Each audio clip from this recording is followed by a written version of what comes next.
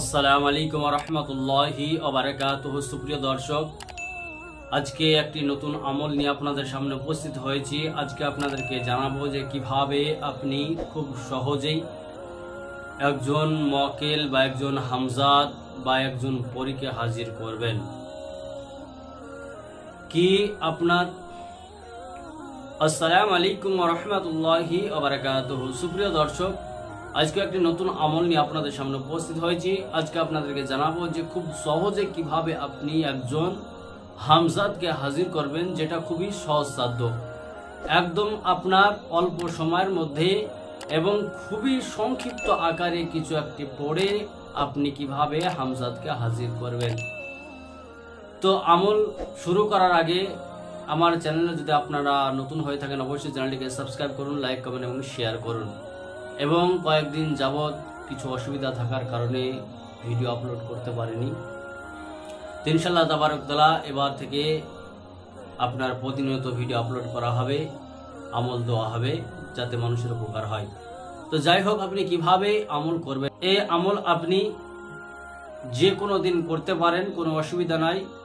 তবে যদি আপনার নতুন চাঁদ পান, তো নতুন চাঁদের প্রথম বৃহস্পতিবার থেকে শুরু করবেন, সব থেকে ভালো আপনার একটা সময়। তো নতুন চাঁদের আপনার প্রথম যে বৃহস্পতিবার আছে, এই প্রথম বৃহস্পতিবার থেকে শুরু করবেন এবং আপনার শরীরকে পাক করবেন এবং যে জায়গায় আমল করবেন সেই জায়গাটাও পাক করবেন এবং যে ঘরে আমল করবেন সে ঘরে যেন কোনো আপনি ব্যতীত অন্য কোনো জিনিস না থাকে। কারণ এসব জিনিস থাকলে অনেক সময় ধোঁকার মধ্যে পড়তে হয়। তো কোনো জিনিস যেন না থাকে সেটা খেয়াল রাখবেন এবং ঘরটাকে অবশ্যই সুগন্ধিময় করে নেবেন।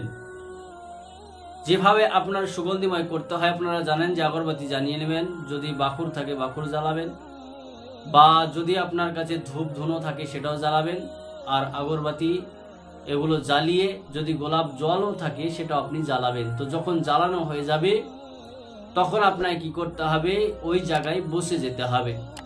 তো নিজের শরীরটা অবশ্যই বন্ধ করে নেবেন এবং যে জায়গায় আমল করছেন সেটাও আপনি গন্ডি দিয়ে নেবেন।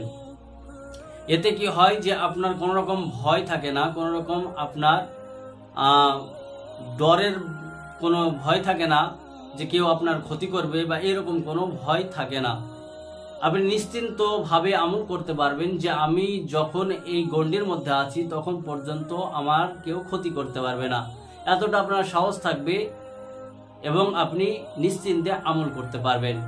তো অবশ্যই গন্ডিটা দিয়ে নেবেন এবং এই আমল করার সময় রাত্রি 12টা হওয়া চাই। রাত্রি যখন 12 বাজবে তখন আপনি উঠে যাবেন, অজু গোসল করবেন। যদি গোসল করা সম্ভব না হয় তো অজু করে নেবেন। তো ভালো করে অজু করে আপনার শরীরে কোনো সুগন্ধি ব্যবহার করবেন এবং এক রঙা পোশাক পরবেন। এক রঙা পোশাক পরে আপনি সেই জায়গায় যাবেন, গিয়ে আপনার ধূপ ধুনো দিয়ে আপনি সেখানে আমলে বসে যান। আমল আপনার খুবই সহজ, শুধুমাত্র আপনাকে পাঠ করতে হবে ইন্নী আমানতু বি রব্বিকুম ফাসমাউন। এই যে আপনার আয়াতটা রয়েছে এটা আপনাকে পাঠ করতে হবে এবং আপনি এটা পাঠ করতে করতে 2 থেকে 3 দিনের মধ্যে আপনি রেজাল্ট পেতে শুরু করবেন।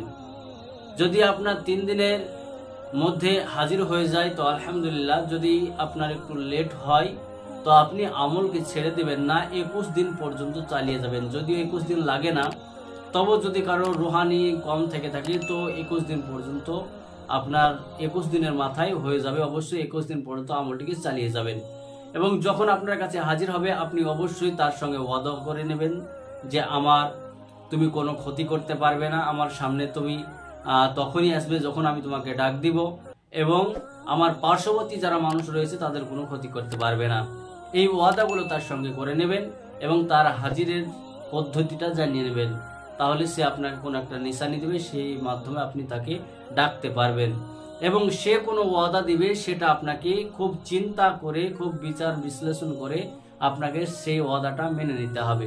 কারণ আপনি যদি ওয়াদাটা আপনি সঠিকভাবে না করতে পারেন তাহলে আপনার ক্ষতি হওয়ার সম্ভাবনা আছে। যেটা আপনি পারবেন সেটা আপনি তাই করবেন বা তার সঙ্গে ওয়াদাবদ্ধ হবেন। তো আপনি এইভাবে সে হাজির হয়ে যাবে। হাজির হওয়ার সময় আপনি কি করবেন, তাকে রুখসাত করে দেবেন বা তার সঙ্গে ওয়াদা হওয়ার পর বললেন তুমি এখন চলে যাবে, তো আপনি অবশ্যই এরকমভাবে আমল করবেন এবং আমলের তাদাত হবে যে আপনার নামের সংখ্যা বের করবেন।